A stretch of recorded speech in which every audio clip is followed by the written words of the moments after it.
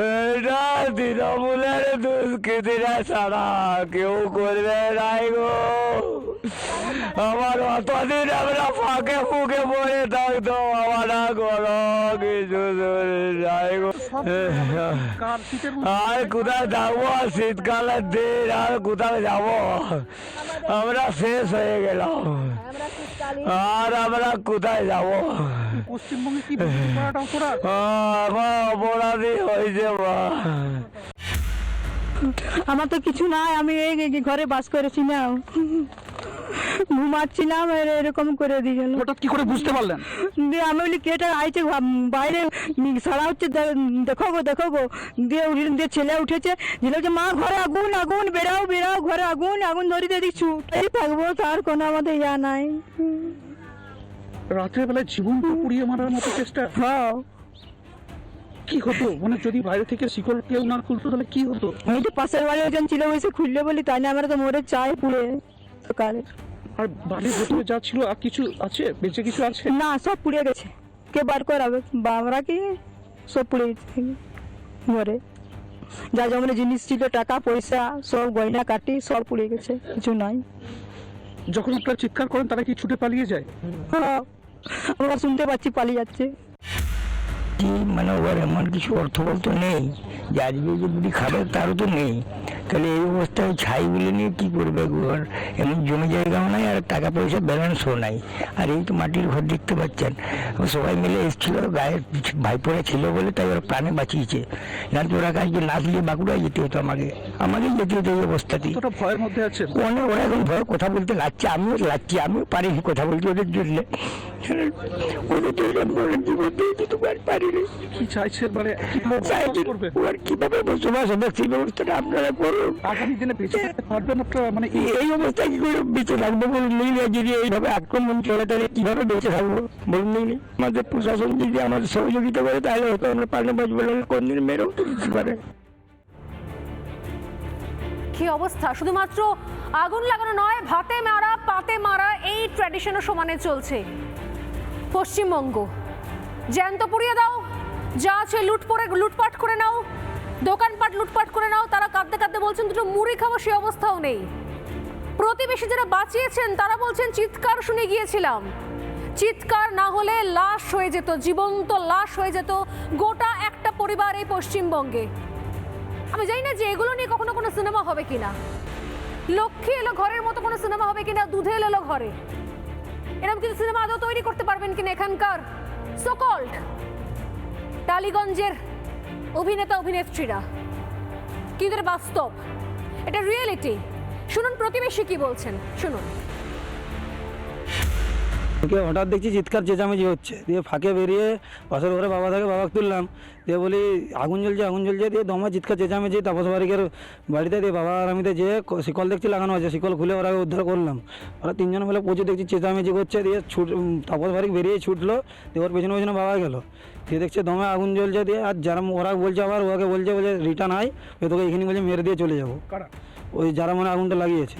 দিয়ে আবার কিছুক্ষণ বাদে ছুটে যাচ্ছি ওর দোকানকে, বললো আমার দোকান দিকে যাই, দোকানে গিয়ে সব ভাঙচুর, সব ভাঙাচোরা, যা টাকা পয়সা ছিল আর ছিল, কম্পিউটার সব ভেঙে গুড়িয়ে দিয়েছে, টাকা পয়সা নিয়ে চলে গেছে যা ছিল। তার কিছুক্ষণ বাদেই দুজন মিলিয়ে আমি আর তাপসই গেছি, দেখছি কম্পিউটার সব ভাঙা, চেয়ার টেবিল কম্পিউটার মানে যা সমস্ত, দুটো ডয়ার ছিল, ডয়ার ময়ার সব ভেঙে গুড়িয়ে দিয়েছে।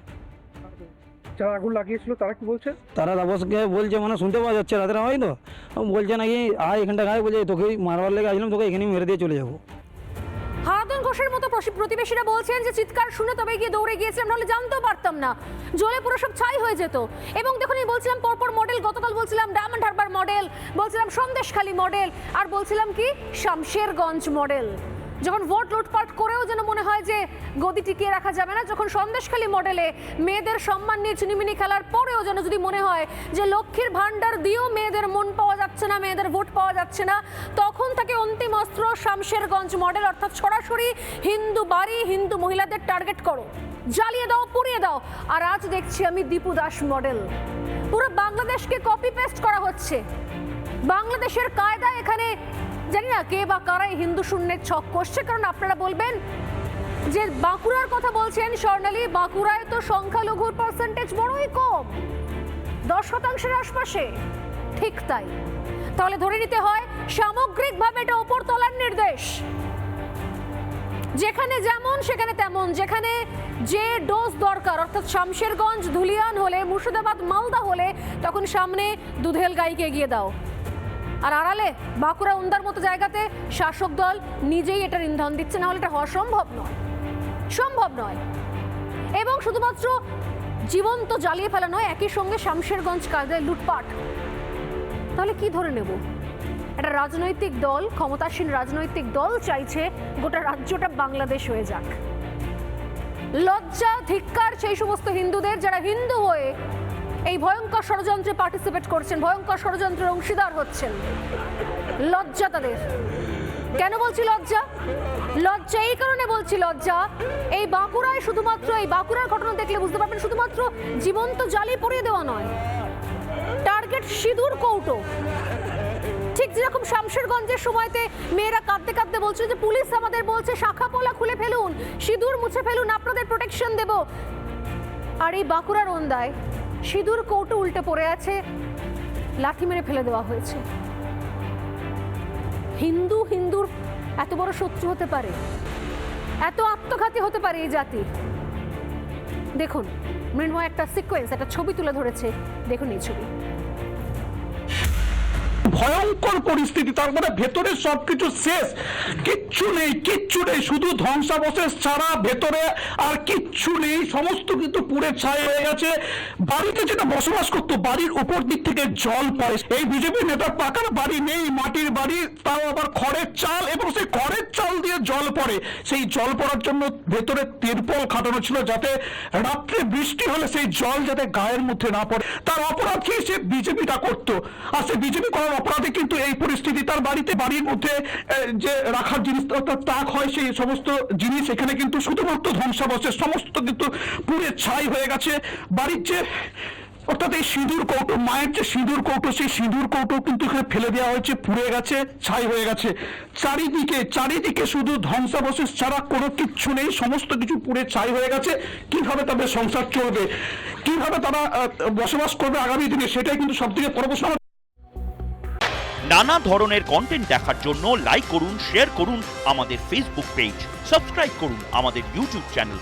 পাশাপাশি অন্যান্য ব্রেকিং নিউজের জন্য অবশ্যই চোখ রাখুন রিপাবলিক বাংলায়।